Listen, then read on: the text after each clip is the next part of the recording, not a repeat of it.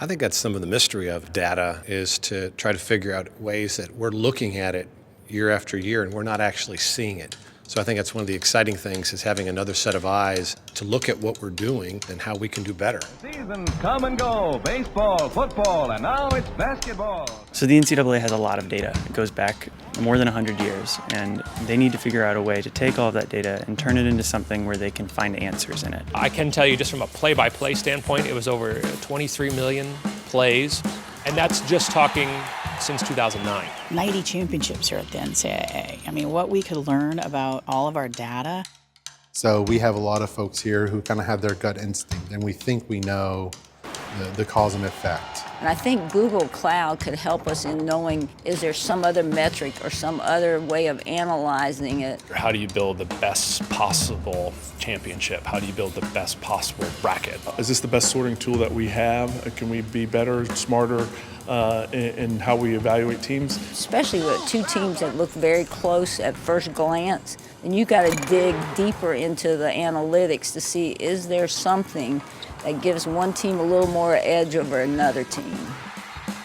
How I play on road games versus home games, how I play neutral court, how I play in this time zone versus that time zone. The arc of a basketball, when a player shoots it, does one player shoot it with a different arc than another player? Can we prove the adage that defense travels better than offense? There's a point at which humans just cannot process all of that data. And this is where machine learning and artificial intelligence really can help, is how do we make sense of all that data?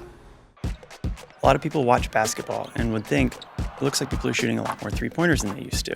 But if you want to know the answer to that question, you'd have to open 25,000 files and count every single attempt in every single one. If you put it into a database like Google Cloud, you can ask that in 5 lines of code, and you can see that there actually are way more three-pointers than there were 5 years ago.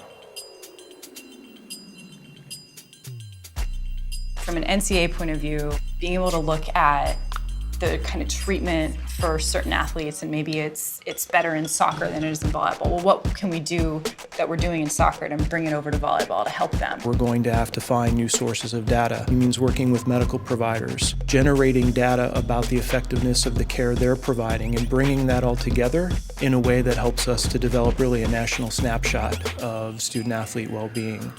I would say we're scratching the surface. For example, let's say these seniors on Fridays in the month of March have the highest points per game. Well, that's the type of information that somebody's not just going to be able to go out and get themselves. Every player wants to be the best they can be, right? Every coach wants to be the best they can be.